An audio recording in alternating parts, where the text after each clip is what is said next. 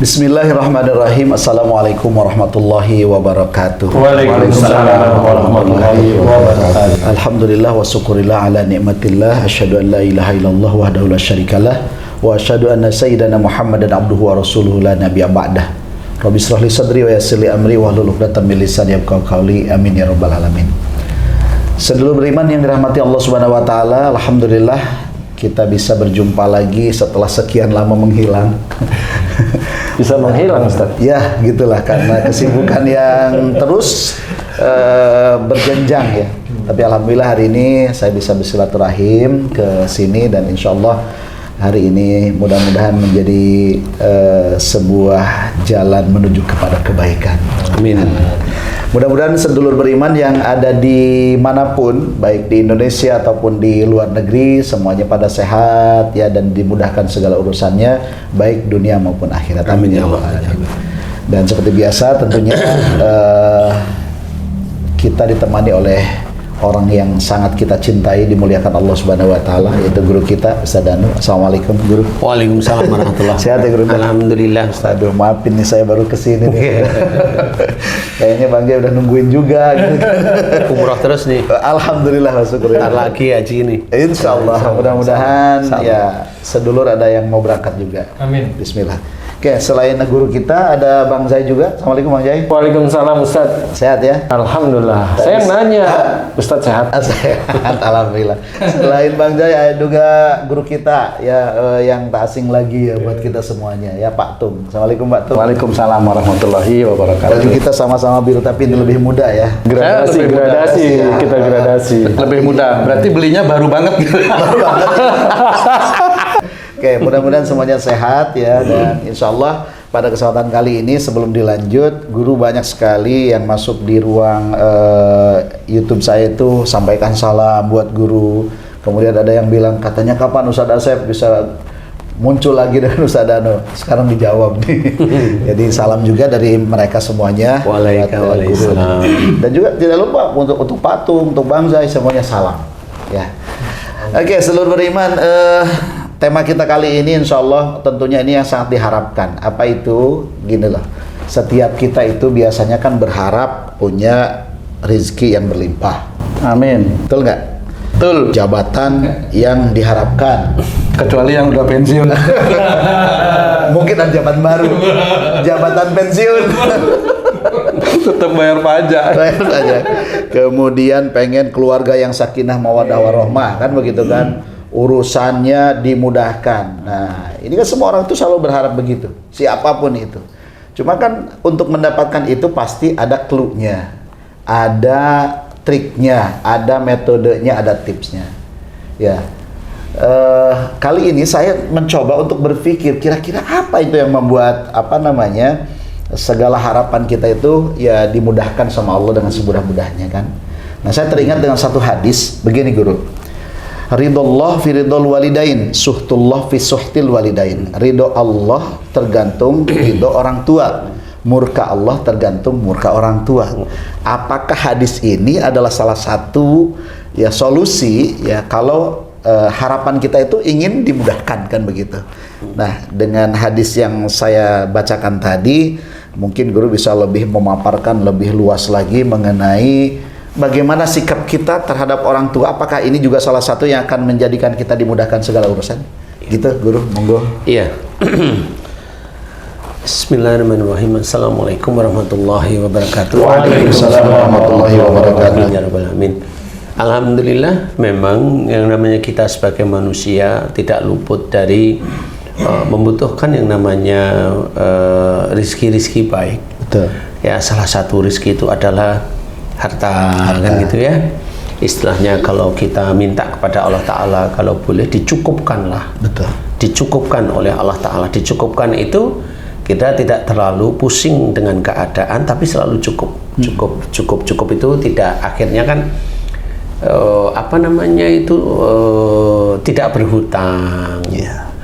Insya Allah cukup itu seperti itu. Cuma cukupnya orang yang diizinkan oleh Allah Ta'ala memang banyak harta, sama cukupnya sama saudara-saudara kita yang baru menjalani takdir yang kurang harta itu memang beda, tetapi kalimat cukup dari Allah Ta'ala ini menjembatani menurut saya. Baik. Ya, jadi harta itu oleh Allah Ta'ala selalu dicukupkan. Sebentar Guru. Ini lebih baik kita berdoa kepada Allah itu dicukupkan atau dibanyakan? Sebenarnya dicukupkan. Dicukupkan aja. Jadi kalau mau beli motor cukup uangnya ya gitu. Cukup. Ya. Siap. Kalau kami itu ada 5 keluarga nih, Allah mencukupkan. Satu untuk saya cukup, satu untuk istri cukup, untuk anak-anak Cukup, semuanya cukup. Cukup. Jadi cukup. Cukup ini menurut di mata orang itu atau di mata Allah nih? Cukup ini di mata Allah, dan kalimat pada manusia namanya cukup itu banyak ragam kalau menurut saya. Ini pandainya Allah Ta'ala menyusun kalimat cukup. Jadi di dalam Quran banyak yang namanya sesuatu itu pemberian Allah itu dicukupkan. Jadi tidak dibanyakkan. Iya, kalau menurut di mata Allah cukupkan, karena manusia itu kadang-kadang nggak pernah cukup gitu loh. Makanya benar, makanya Dicukupkan menurut Allah. menurut Allah. Nah, menurut Allah itu yang bagaimana? Tergantung imannya, tergantung tauhidnya, tergantung amal solehnya. Dalam menerima rezeki. Tidak. Iman, tauhid, amal soleh, ketakwaan itu sebelum dia itu menerima rizki itu sudah dikerjakan. Sehingga di titik itulah Allah itu mau memberikan cukup kepada orang itu. Sama cukup orang itu disesuaikan dengan iman, tauhid, ketakwaan, dan juga amal solehnya, ya. Kemudian satu lagi ke orang lain yang iman, amal soleh, tauhid, dan juga ketakwaan ini kurang. Ini sama, namanya juga cukup. Jadi kebanyakan saudara-saudara kita itu maunya kaya. Kaya itu tidak ada. Kaya itu hanya milik Allah.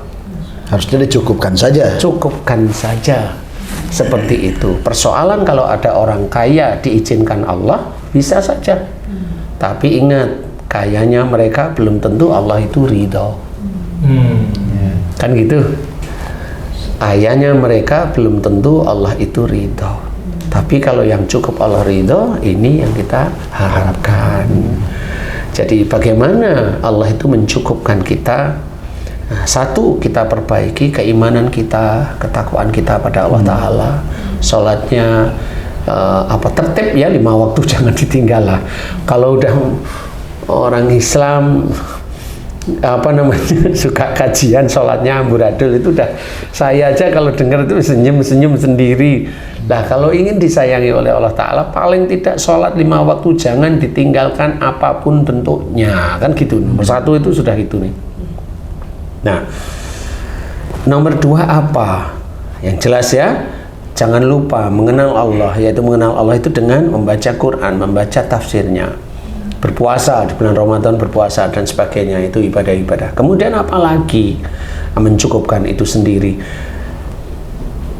yaitu hormat dan berbakti kepada orang tua. Ini juga sangat penting. Ridho Allah tergantung juga ridho orang tua. Murka Allah tergantung murka orang tua. Hati-hati ya.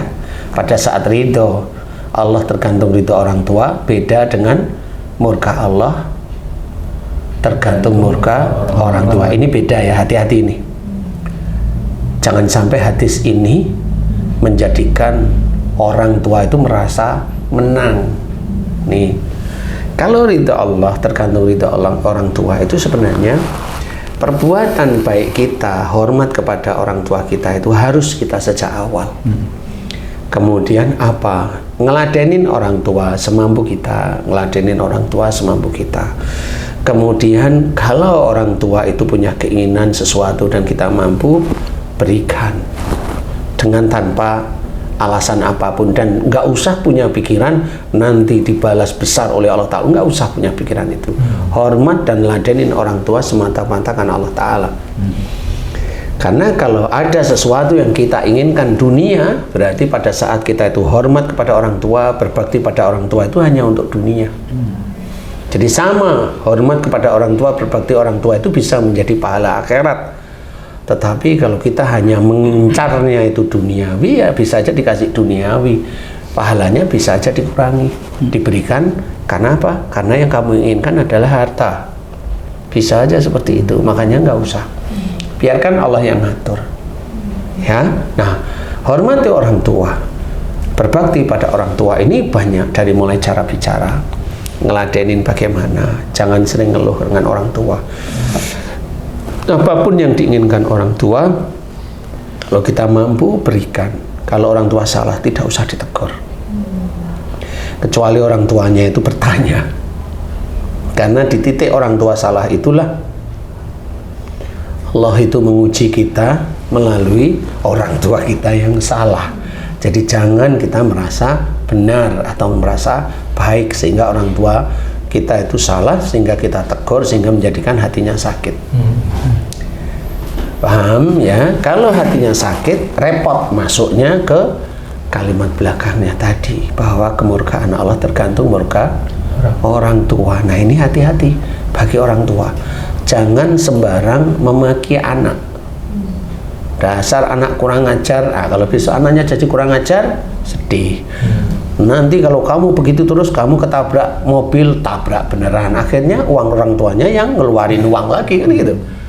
Mana ada orang tua, mana ada itu maksud saya itu Tak tega ya. orang tua itu pasti nggak tega kalau anaknya itu seperti itu. Nah, makanya bagi orang tua hati-hati. Jangan sampai murka orang tua itu keluar. Ingat, yang menjadikan murka orang tua itu adalah anaknya. Dan anak ini insya Allah ada genetik dari orang tua lagi. Makanya jangan sembarangan berkata dengan marah. Kalau berkata dengan marah, genetik itulah yang akan menjawab bahwa sebenarnya anaknya yang tambeng, dablek, beling, nakal, arogan, semaunya sendiri, insya Allah ini salah satu, salah dua, salah lima, salah 10 sifatnya dari orang tua. Jadi bagi orang tua jangan gunakan kalimat untuk murka kepada anak. Nah, ini makanya tadi saya bilang hati-hati. Ridha Allah tergantung ridha orang tua, dan murka Allah tergantung murka orang tua. Ini harus hati-hati, harus dibedain agar orang tua yang Islam itu paham. Jangan digunakan sembarangan, nanti nyesel beneran. Kalau enggak, kamu nanti enggak payu, enggak laku kawin. Ya enggak boleh seperti itu. Disumpahin, nah enggak laku kawin, malu orang tuanya, kan begitu. Jangan, jadi malah didoakan. Mudah-mudahan kamu jadi anak soleh, mudah-mudahan kamu soleha, kan begitu orang tua. Di titik itu mudah-mudahan Allah juga ridho. Kemudian dilihat, oh anakku ini memang kelakuannya mirip saya zaman muda, lo kan enak, sehingga orang tuanya mohon ampun, kan begitu. Ini cara-cara Islami sebenarnya. Jadi jangan menggunakan asal hadis tersebut untuk kemarahan kita, ya jangan. Bagaimanapun juga jangan. Sejengkel-jengkel seseorang sama istrinya, itu kan ya nggak terus memaki-maki istrinya sembarangan juga, kan gitu ya. Sejengkel-jengkel orang tua kepada anaknya, ingat itu anakmu. Jadi ada sifat tidak baik kamu yang diturunkan oleh Allah Ta'ala, diizinkan oleh Allah Ta'ala di anakmu. Sehingga belajarlah faham bahwa anakmu yang nakal itu cerminan dari kamu. Sehingga mohon ampunlah kepada Allah Ta'ala. Nah, di titik itu, selain nanti dia mohon ampun untuk anaknya, akhirnya untuk diri kita sendiri, untuk diri orang tua sendiri, kan akhirnya di situ kalau memang Allah mengizinkan untuk diampuni, kan akhirnya itu menjadi pahala di kita sendiri sebagai orang tua. Dan juga kalau itu dikabulkan sama Allah, kan anak kita insya Allah akan menjadi anak yang baik. Itu juga nggak ada sesuatu. Kalau anak itu baik, nggak usah diomongkan. Setelah saya doa minta ampun, anak saya baik. Loh, ya jangan. Itu jangan seperti itu. Kecuali ada yang tanya nih, kok sekarang anakmu kok alhamdulillah baik ya, berubah. Boleh. Nah, di sini harus tahu. Ini ujian nih. Biar saya nggak ujub riak sombong gimana nih. Ya Allah, izinkan saya bercerita kalau ini bisa menjadikan dakwah saya. Mohon maaf ya. Insya Allah begini. Anak saya dulu nakal, itu memang sifat saya zaman saya muda loh. Kan akhirnya kan tanya, anakmu kok bisa begitu? Anak saya juga nakal loh. Kan akhirnya dakwah akhirnya. dulu sifat-sifat saya, dan alhamdulillah Allah mengizinkan saya berdoa, saya mohon ampun. Allah mengizinkan saya untuk mohon ampun untuk diri saya. Saya tahu sifat anak saya sifat saya itu ada di anak saya. Dan barangkali Allah menerima doa saya, ini barangkali ya. Nah, ini sebenarnya menjaga agar hati, pikiran dan mulut kita itu tidak merasa prasangka bahwa kita itu dekat dengan Allah. Barangkali doa saya diijabah, kan seperti itu. Bukan terus, nah dengan saya doa ini, doa saya dijabah loh, itu kan waduh, kok nggak enak gitu didengerin ya. Nah, barangkali doa saya diijabah oleh Allah Ta'ala, dan alhamdulillah barangkali menurut kamu anak saya baik, tapi alhamdulillah kamu sudah bilang baik, alhamdulillah ya Allah, kan gitu. Jadi orang yang kelihatan taat kepada Allah Ta'ala itu bisa dilihat dari kalimat per kalimat yang dia ucapkan, sehingga tidak merasa bahwa anaknya berubah itu dari doanya, yang enggak. Barangkali ya itu dari Allah Ta'ala, doa saya diijabah ini barangkali, atau sebenarnya doa saya tidak diijabah tapi anak saya dirubah oleh Allah Ta'ala. Agar apa? Agar saya bangga. Saya juga berusaha belajar untuk tidak bangga anak saya berubah baik. Semuanya ini adalah Allah. Karena apa? Karena Allah itu maha membolak-balikkan hati. Nah, kan enak ngomong seperti itu. Sehingga dua malaikat Raqib dan Atid itu siap-siap mau mencatat di tiap kalimat kita itu, mau mencatat nih. Baik atau buruk ya. Nah, di titik ini sama. Disinilah iman kepada Allah, iman kepada malaikat lewat kalimat-kalimat sehari-hari kita pun itu teringat. Oh, nggak boleh saya merasa doa saya diijabah. Saya harus tetap ini dari Allah Ta'ala. Anak saya baik tetap dari Allah Ta'ala. Biarkan saya tetap mohon ampun. Akhirnya kan orang-orang seperti itu akan melihat bahwa orang itu, orang Islam yang baik itu seperti itu. Dia contoh nanti. Ini kan dakwah. Kalimatnya pun kalimat yang baik, tidak merasa kita itu yang hebat, yang doa kita pasti dijabah. Enggak. Kita tidak tahu, karena pada saat anak kita itu diizinkan oleh Allah Ta'ala berbuat baik, itu kalau kita lihat itu nikmat. Kalau nikmat itu dari mana? Dari Allah. Dari Allah. Makanya tidak perlu kita menceritakan merasa bahwa nikmat itu dari doa saya, ya nggak perlu. Dan itu yang paling sulit agar tidak keluar dari mulut seorang Islam, itu sulit sekali. Pasti biasanya keluar. Karena orang Islam atau siapapun manusia itu nggak betah mulutnya itu. Nggak betah. Seperti hadis tadi, ridha Allah tergantung ridha orang tua. Yang mana Ustadz jelaskan tadi, keinginan orang tua sedapat mungkin kita penuhi. Sebagian besar orang tua itu jarang ada yang minta sama anak, Ustadz, walaupun dalam kekurangan. Iya. Curhat apa? Nah, bagaimana seorang anak tahu tentang keinginan orang tua? Satu, kedua, bagaimana anak ini memberikan bantuan kepada orang tua tuh dilihat dari apa atau bagaimana, Ustaz? Oke, saya menceritakan ini seperti cerita teman saya. Ibunya teman saya itu ngomong, "Nak, sebenarnya ibu itu nggak ingin minta-minta, karena memang dulu disuruh sama ayahmu itu jangan minta-minta kepada anak. Jadi saya minta maaf kalau saya nggak pernah minta sama kamu." Nah, si teman saya itu dipakailah cara berpikirnya. Lah, kan namanya orang tua nggak ada rezeki, ini kan pasti nggak punya uang. Nah, gerak-gerik orang tua itu diperhatikan sama dia. Satu, umpamanya itu rumah. Ya, rumah. Yang dilihat apa? Listriknya bayarnya berapa? Airnya bayarnya berapa? Ini kalau tinggal serumah ya Pak Ustadz? Enggak harus tinggal serumah. Enggak harus. Tapi dia berpikir sudah. Kemudian sehari sampai sebulan dia butuh uang untuk makan itu berapa? Kan gitu. Teman saya coba ngetes. Ngetesnya cuma ngasih, "Bu, ini tolong nanti dipakai untuk bayar listrik, bayar air, terus sama yang jaga rumah, yang bantu ibu, yang ini, dan untuk makan sehari-hari ya. Ini anaknya juga pinter.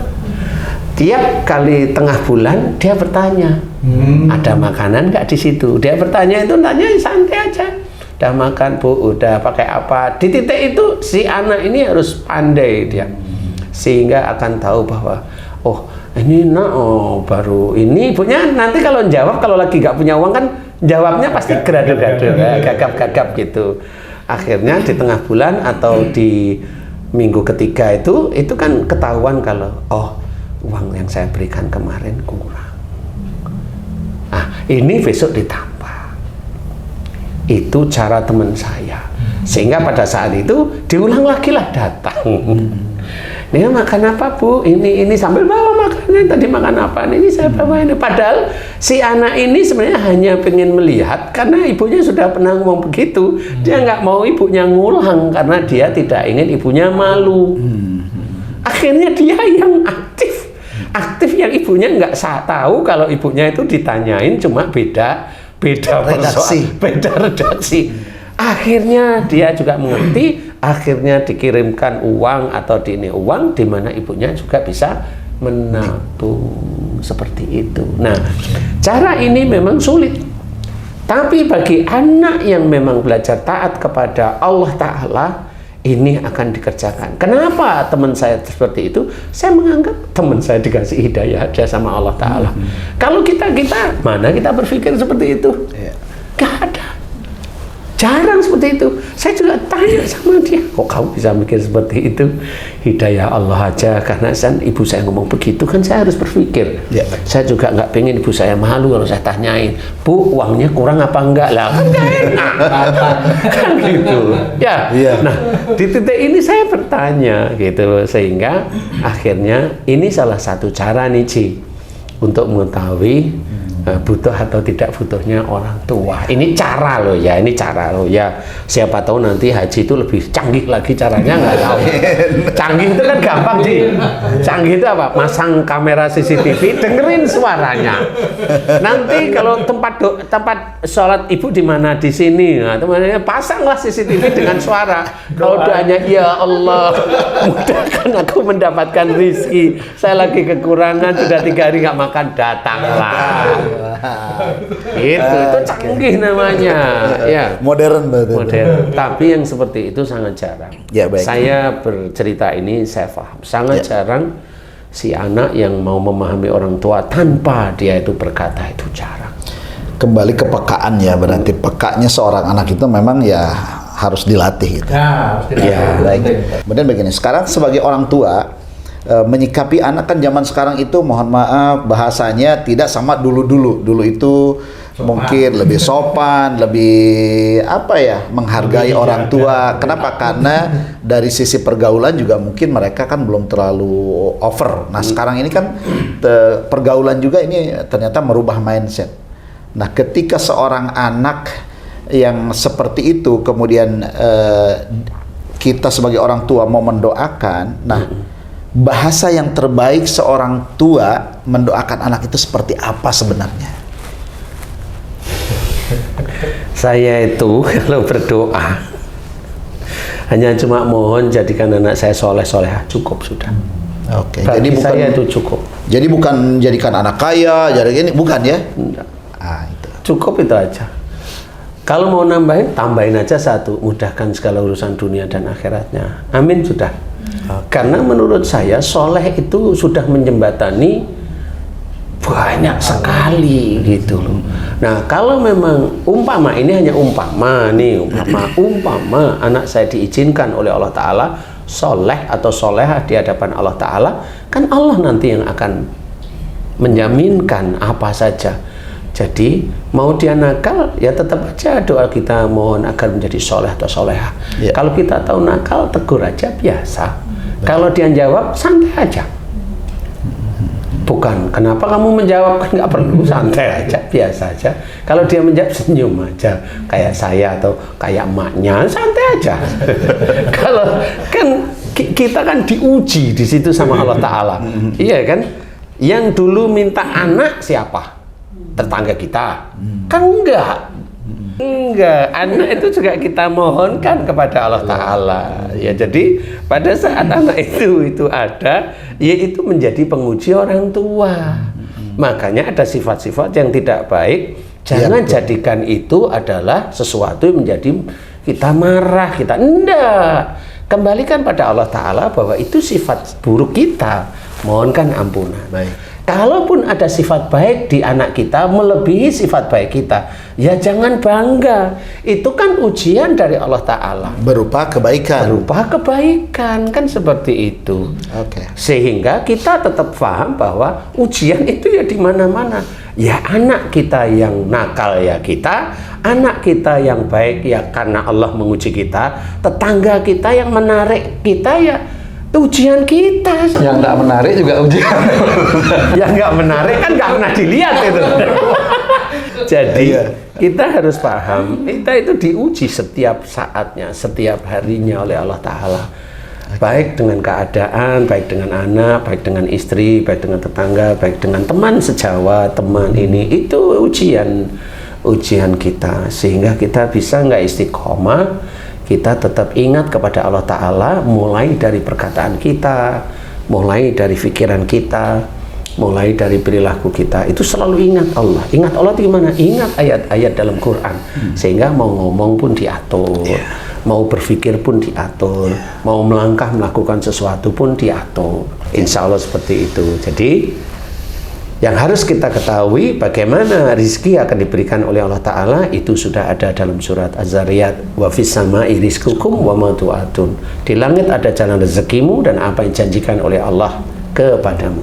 Di langit ada jalan rezeki dan dijanjikan oleh Allah. Kalau Allah menjanjikan, insya Allah ini surga. Nah, bagaimana caranya agar rezeki itu sampai pada kita dan kita dalam membina rezeki, mengerjakan rezeki termasuk ibadah kita itu akhirnya pada saat kita itu nanti dipanggil oleh Allah Ta'ala, kita dapat yang dijanjikan Allah, yaitu surga. Nah, salah satu untuk mendapatkan rezeki adalah innahum kanu qabla dzalika muhsinin. Sesungguhnya mereka di dunia selalu berbuat kebaikan. Jadi baik kepada orang tua, baik kepada siapapun. Jangan suuzon, jangan, pokoknya pola-pola yang tidak baik kita belajar untuk hindari. Sehingga rezeki kita, rezeki anak-anak kita itu insya Allah akan diberi oleh Allah Ta'ala itu baik. Kan begitu ya. Nah, mudah-mudahan ini bisa menjadi gambaran bagi sedulur beriman yang lain agar lebih fokus, hormat dan dan hormat dan berbuat baik kepada orang tua itu sangatlah penting. Wallahu a'lam. Baik, seluruh iman yang dirahmati oleh Allah Subhanahu wa Ta'ala, begitu gamblang sekali apa yang disampaikan guru kita bahwa memang setiap kita kan kita juga anak dari orang tua kita. Kita berharap juga ingin sukses dunia dan akhirat. Orang tua kita pun juga sama, ingin sukses anak-anaknya. Sebagai anak jangan pernah menyakiti orang tuanya. Sebagai orang tua jangan cepat marah. Kan begitu. Supaya Allah tidak murka, karena ketika seorang tua marah kepada anaknya pastilah juga Allah marah. Kalau Allah sudah marah, selesai urusan, berarti kan jangan berharap bahagia dunia dan akhirat. Oke, seluruh iman, rasanya kita ingin panjang lebar membahas masalah ini karena ini adalah sesuatu yang sangat penting dan sangat diharapkan oleh semua orang. Tapi karena waktu yang tentunya sangat terbatas, mudah-mudahan di lain hari dan kesempatan yang berbeda kita bisa bertemu lagi dan kita bahas lebih dalam lagi. Terima kasih atas kebersamaannya dan mudah-mudahan kita bisa ketemu lagi dalam waktu yang tidak lama. Terima kasih. Wassalamualaikum warahmatullahi wabarakatuh. Waalaikumsalam. Terima kasih. Alhamdulillah. Alhamdulillah. Bismillahirrahmanirrahim. Bismillahirrahmanirrahim.